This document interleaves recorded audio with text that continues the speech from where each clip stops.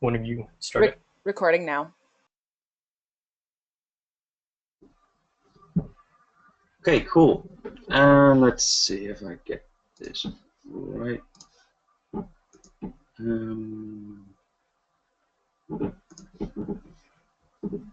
you see my screen? Yes, we can. Yes, indeed. The PowerShell Go with the flow.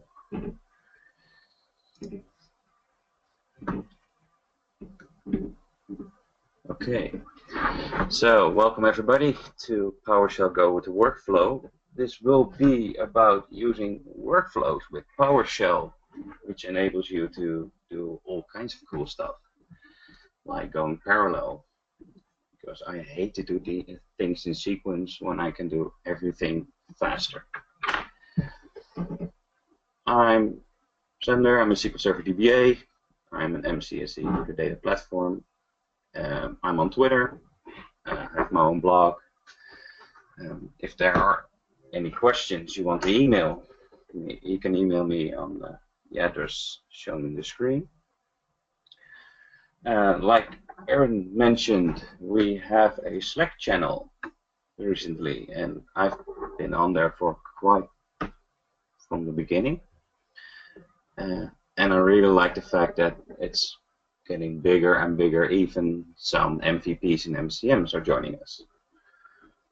And as Aaron mentioned, please go to the Trello board. Especially there are a few commandlets that need some attention, like the add SQL login, the move SQL login, the set SQL login. Go to the Trello board. It's really important to us to get those commandlets developed. So the agenda for today is I'm going to tell you what a workflow is. Maybe you don't know what a workflow is, so when not to use a workflow, because there are always caveats with advanced features, why you should use them, some requirements, there are not a lot of them, but there are. The parts of a workflow, and of course there will be demos. So, what is a workflow? Workflows in PowerShell are built on the Windows Workflow Foundation, which is a huge code that enables you to create sequences of program-connected steps for long-running tasks, which could require coordination or multiple devices. And in PowerShell, it's a way to create a robust script that will support long and running scripts on multi-machines be interrupted. So you can imagine if anybody used Microsoft Visio in the past, it works in that. So when not to use it, if you have no need for recovery in your scripts that needs resuming or suspending after a sudden reboot or a planned reboot, there's no need to create a workflow instead of a traditional script. Just use the traditional scripts. If there are a lot of detailed steps in your scripting, don't use a workflow. Workflows are used for big, chunky pieces of code, and I would advise you not to use it for really detailed steps like copying a single file or those kind of things. If you have a single object or a single machine, don't use a workflow. Like I said, it's really strong for multiple machines or multiple objects. There's one note to that. If you run tasks on your single machine that are long running or really complex, you can use it on a single machine. But if it's just a simple script, don't go with a workflow. And of course, there's a performance impact. Because PowerShell has to create robustness for your scripts, it has to do some additional processing for like persistence. And we're going to talk about persistence later on. And that's going to make your server or your computer where you're running this a little slower. So if there's a performance impact on your server, and don't use a workflow.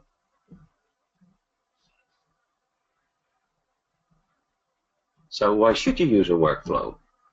First of all, I mentioned that if you use multiple, if you want to connect to multiple machines, or you have to do a large amount of jobs, use it for that. So multi-computer management, you can do thousands of processes at a time. So please use that. Back in PowerShell version 3, you were limited to about 5 sessions. But in PowerShell version 4, Microsoft opened the floodgates, and you're responsible for your own session. So if you want to create 1,000 processes at a time, go ahead. Persistence is a really big thing in the workflow, also called a checkpoint. It saves your specific state of that script. So it includes all the variables, all the statuses, all the messages you wrote to the screen, and it's all being saved. So if you have a sudden reboot or you need to suspend the script for some reason, it will continue from that point on. And that's a really strong feature in the workflow. Monitoring. You can monitor your jobs as you're executing them. It is not a specific workflow related thing, more a PowerShell related thing, but it helps you with executing your tasks. And you can see if the job is suspended, if it's stopped or completed. And I'll show you that more in the demo later on. And robustness. You can, if you have a sudden reboot, planned or unplanned, it will overlaps the persistence part, but you can make it so that you got a resume from a part where you find it really important. So more about that later on. So what are the requirements? The requirements are that you need at least PowerShell version 3, because that's the version where workflows were first introduced. The target machine has to be at least PowerShell version 2. But I really hope that people are currently using PowerShell version 4 and maybe 5, because that's been running for a while. So if you've installed a recent version of Windows Server, you're probably okay. So parallel execution. We've got 2 ways to do parallel execution, with the parallel keyword and the for each, and then the keyword dash parallel. And I'm gonna the parallel keyword is like a script block where all the different commands within that script block are executed at the same, almost at the same time. And the for each will just go through a list. And I've got a little demo for that. So, Aaron, can you see this code? Okay. Yep, looks good. Yeah, not Picking up. So, of course, I don't want any errors in here. I have created a little workflow called workflow parallel. I have a keyword parallel in here, and I have 3 commands I want to execute. And if I execute this, it will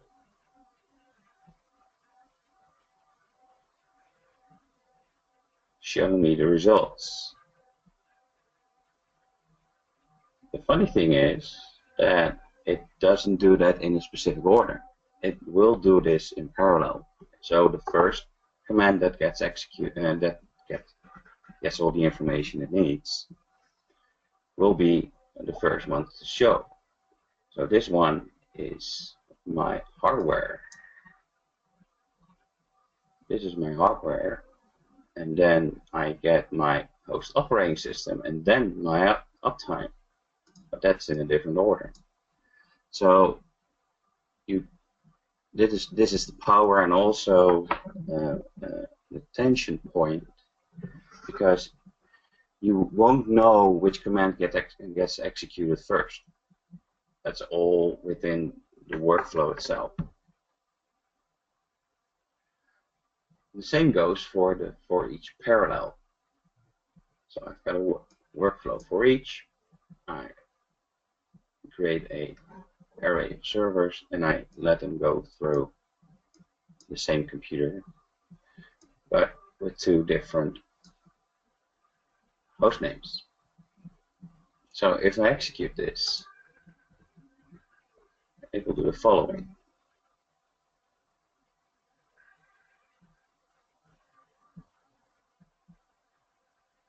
So let's scroll up.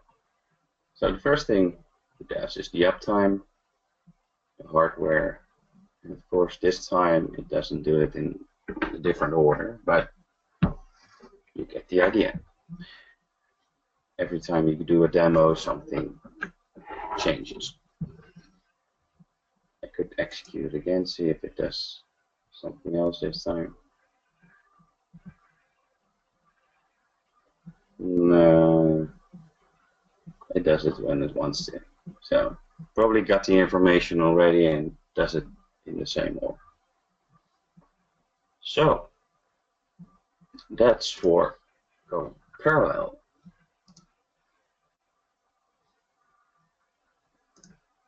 Sequences are a little different. If we want to execute some commands in a specific order, we have to use a sequence within the parallel keyword. So I created a workflow where I go parallel, and I want the hard disk information and the operating system information to go parallel. But I want the code within the sequence always to be executed in this order. So that's sequence 1, action 1 of 2, sequence 1, action 2 of 2. And what this actually does is first execute the sequences and then show me my disk information and my host operating information. The reason for that is these sequences are executed in parallel, just like this command and this command. The only thing is these were way faster than these 2 commands, so they returned a lot faster. But they are not as I expected it, as you expected it, to first go 1, 1, and 2, 2. But what it actually did is I had the sequence 1, 1 of 2, and sequence 1, 2 of 2. So it will always return in that order. It's just that these 2 are done in parallel, so first, second, second. So that's for sequences. So if you want to make sure that some commands are done in a specific order, you have to use the sequence keyword if you're using the parallel keyword. there are some commands that are not allowed within a workflow because they require a certain specific session or some other parts that are not allowed within a workflow. One of them is the write host. You're not allowed to write to the host within a workflow. So I can just execute this and get my script. But if I do it within a workflow, I will get this error. And it shows why. Because it was specifically excluded. So, how can I use that? There is a keyword called inline script. And if I do the same kind of text over here, it will create my workflow and write to the host. You can even use it to get to write variables to use within your workflow, because you might want to execute a command that's not allowed within the workflow itself, but you want to get the output into your workflow. So let's create a variable with the number 3 and execute this script. It will use that variable, and here is another one. And the reason I do this is because you can't use a variable within an inline script if you're not using this keyword. I'm going to show you why.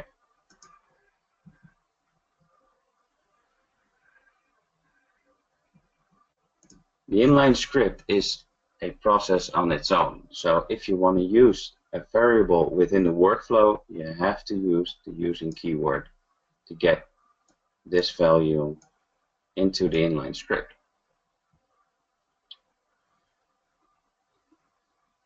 But what I mentioned that I can also work with variables and get something in return. So I did almost the same thing. I created an inline script,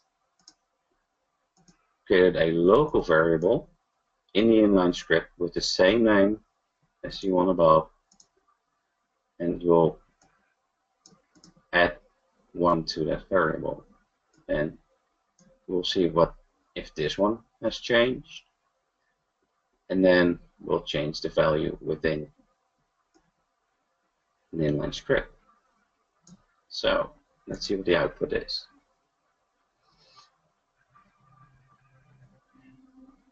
So the first one is 3, and that is correct. The value within the workflow didn't change because I didn't tell it to.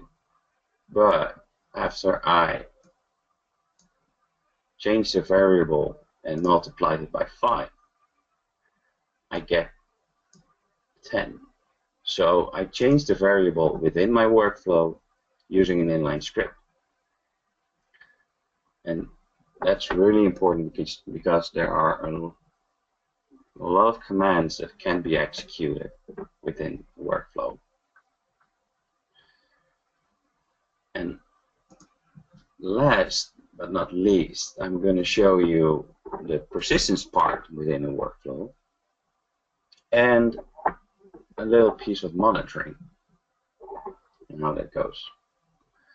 So I created a sequence. Actually, these are not specifically needed because it's always done in sequence. I'll first start with a 10-second wait, then write action 1 within my workflow. Then create a checkpoint, wait another 10 seconds, action 2, create a checkpoint, so on and so on. If by default a PowerShell will create a checkpoint at the beginning and at the end of a workflow. Not that that's really useful, because if it's only at the beginning and at the end, you probably either just started your script or it was already completed. So it's not really that useful. If you put in this keyword, the PS persist, and put it to true, it will create a checkpoint after each action you execute within your workflow. Be very careful with this. If you have a really long, complex script with a lot of data collected, it will be saved on that computer where it's running. So it needs to be saved somewhere. Be cautious with this, because it will create a checkpoint after each action. So if I execute this,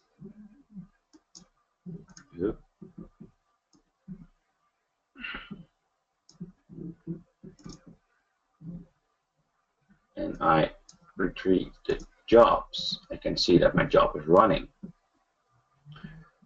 I can suspend my job. Let's put the suspending, and this could be something that happens during an unexpected reboot. I can use the force keyword with this. Be careful with this, because it will suspend it right away if it is within a certain action that takes a little longer to get suspended. It will cut off, and you might have some really weird data in there. So let's see how far my script was. So I executed these actions. Let's see how far he goes. So we already got to action 2. So if I resume the job and run again, and let's suspend it.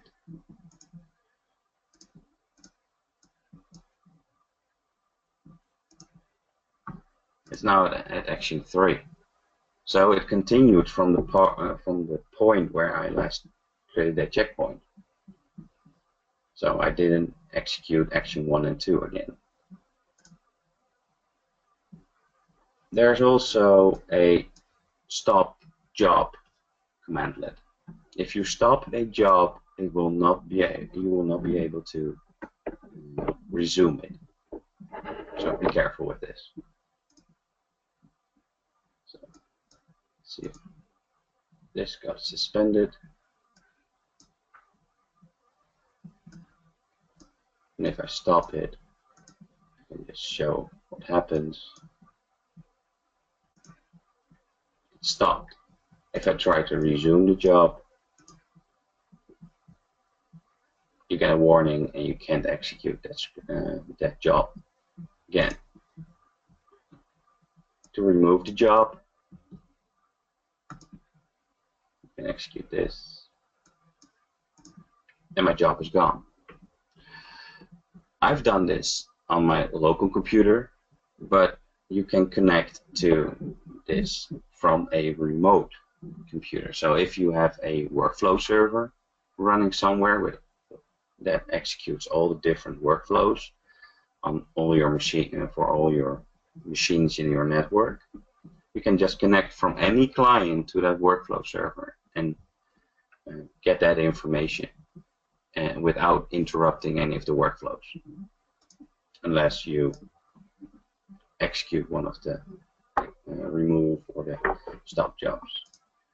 You cannot execute this command if the job isn't either stopped or completed. So if I run this again and show you,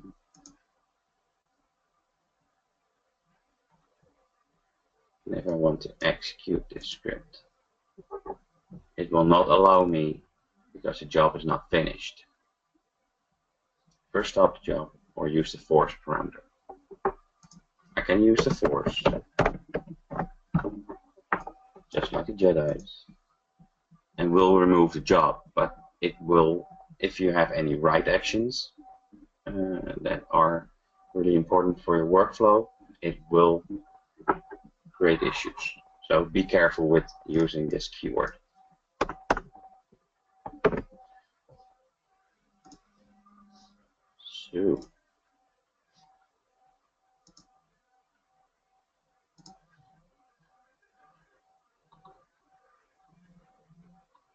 So we talked about the parallel execution with the parallel keyword, the for each way to loop through all your items in parallel.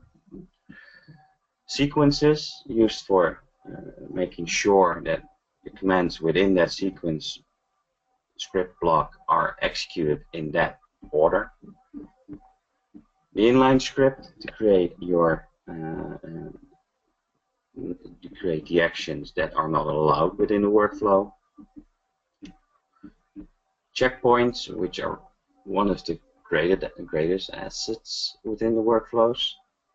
And I think the strongest point in there. So there are some resources I used to learn this when PowerShell met Workflow. It's from 2012 when it was first introduced in PowerShell version 3. And one of the important things I always use is the approved verbs by Microsoft to make sure that all my commandlets have the right names. If you Google PowerShell and Workflow, you'll get a ton of results and a lot of information about this. So it should suffice to use that. There are literally hundreds of articles about this. So I wonder if there are any questions.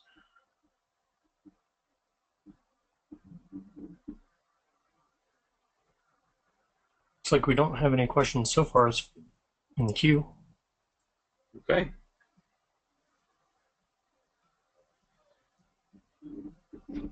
Cool.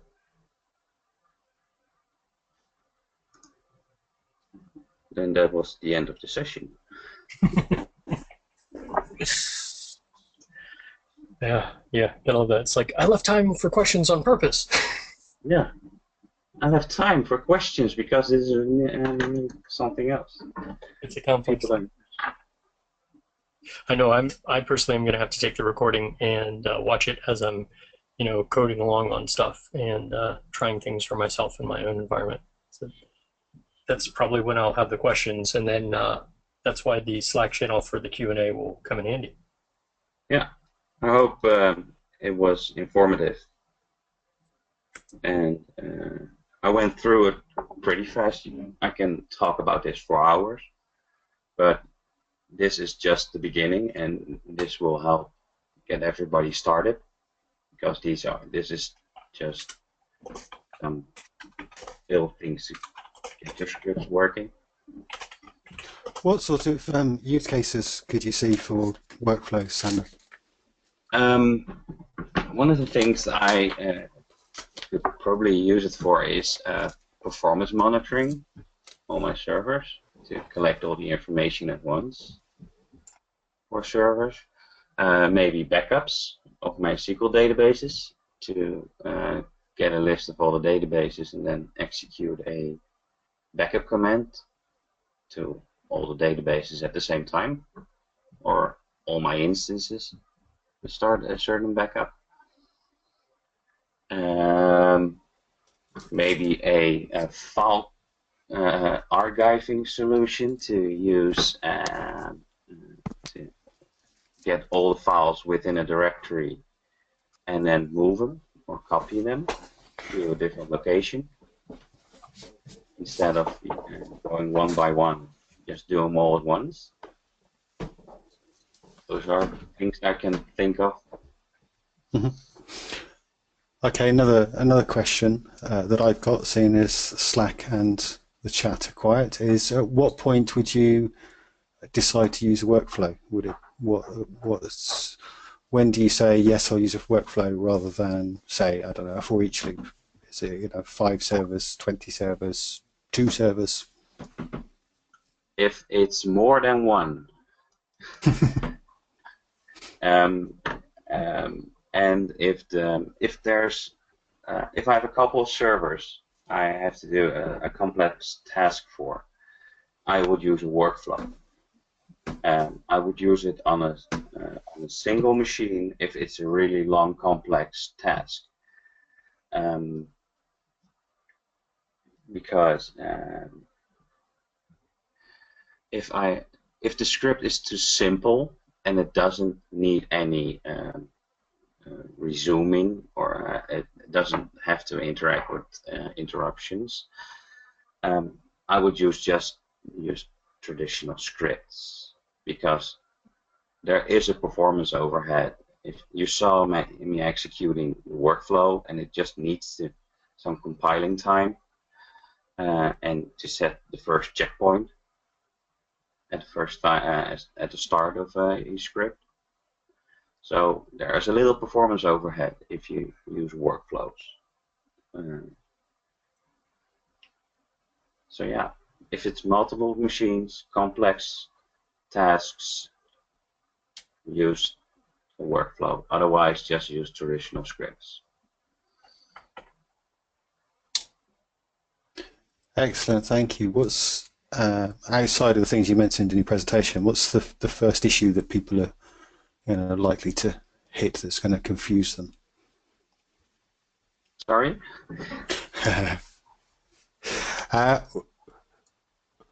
For a beginner using workflow, maybe taking an existing script and putting it in, what's the what's the thing that they're most likely to face that's going to be an issue for them? Yeah, like stub their toe on kind of thing. Yeah. You probably have trouble understanding the parallel part at first. If you're used to traditional scripting, all your actions are done in sequence all the time. As soon as you use a workflow and go parallel, everything is done almost at the same time. And if that's an issue within your script, like if you get data from a server and put into a variable, and that variable is not populated, but you need it further on in your script, then that could create issues. So scoping can be the scope of your variable or your function can be an issue then. Yeah, make sure that you plan out how you want your script to work and write it as according to that. Furthermore, I don't see that many obstacles, because the only difference from a workflow and a function in the syntax is just put workflow in front of your function name instead of function, and you have a workflow. So you can use parameters in the same way as your functions. So I don't see that many hurdles for people to start with workflows.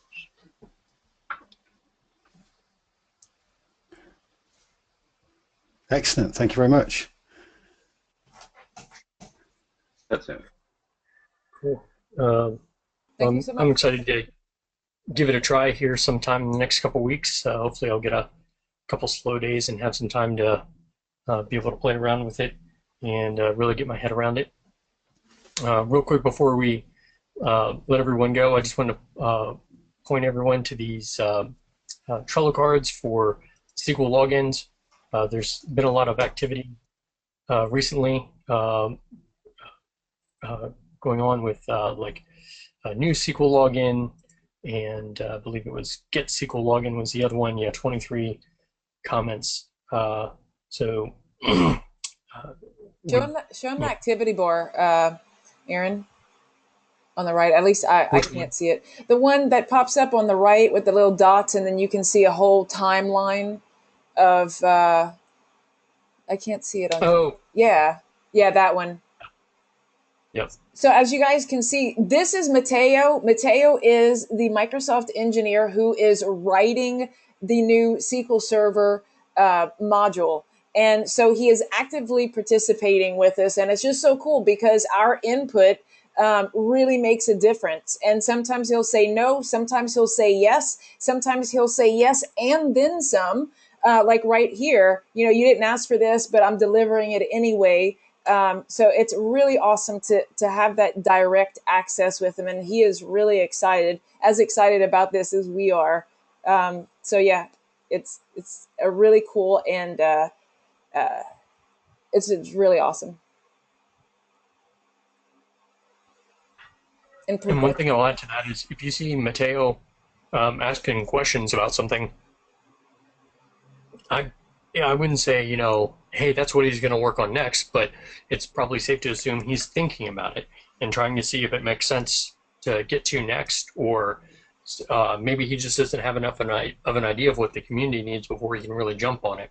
So, if you see him talking on a subject, that's a great time to chime in because it could be, no guarantees, but it could be close in to getting worked on and put in the next release. And remember, every month we're going to have a new set of commandlets coming out.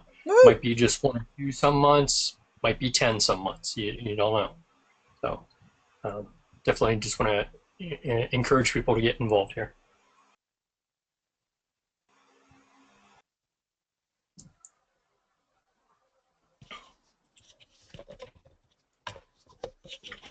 Hey, Aaron.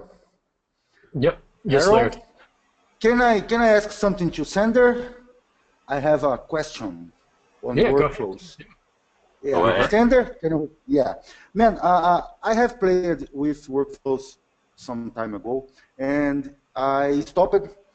And there is something that I would like to test and know, and perhaps you already did. You can work in with jobs in workflow, okay? So you do as job, you create jobs. So you are working in background, okay? And inside the workflow, you also can work in parallel.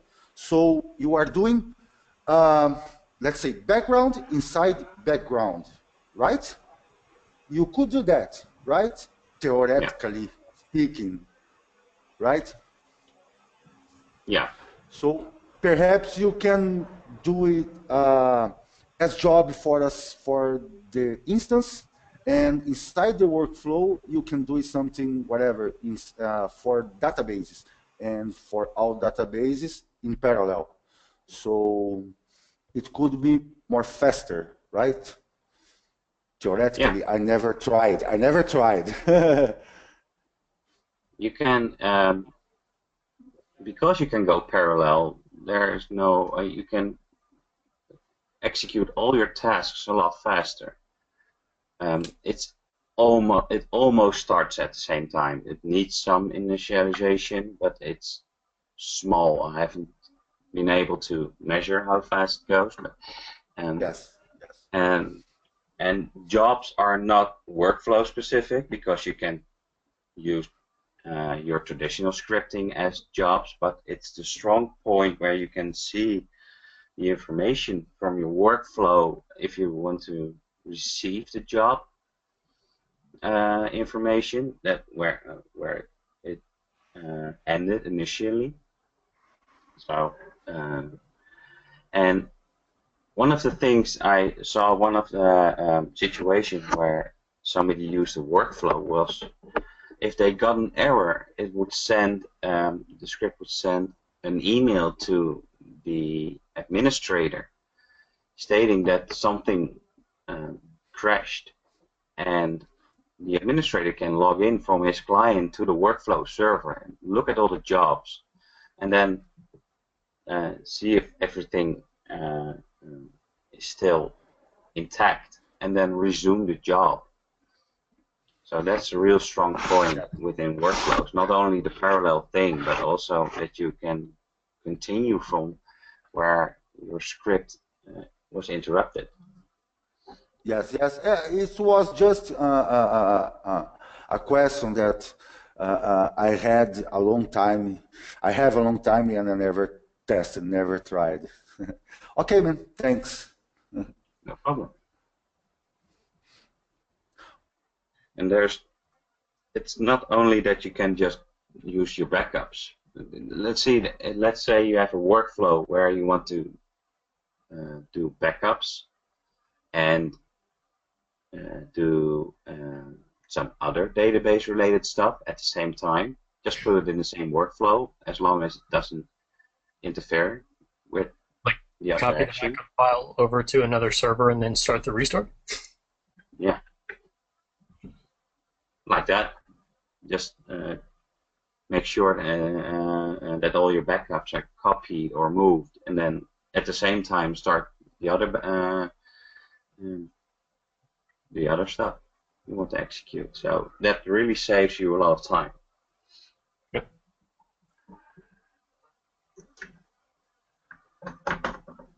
All right. Well, thank you so much for putting all this together for us, Sander. I don't see any more questions coming in, so I think we'll go ahead and wrap it up. We'll go ahead and get this video posted up to the YouTube channel as quickly as we can.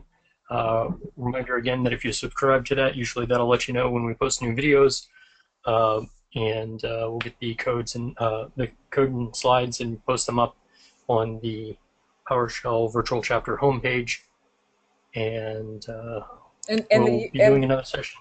The URL for our YouTube channel is sequelps.io/video. Okay. Or YouTube, either one works, right? Both of That's them. what I have on. Yep. Okay. /YouTube.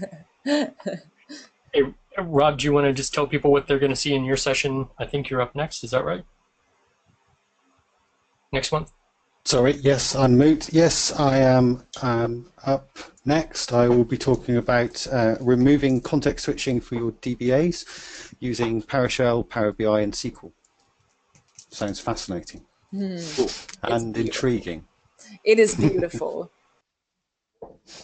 Very much looking forward to it. All right, well, thank you for everyone for joining us on today, and we'll see you again in about 4 weeks' time. Au revoir. And in the Slack channel. Thank you. Bye. Thank you.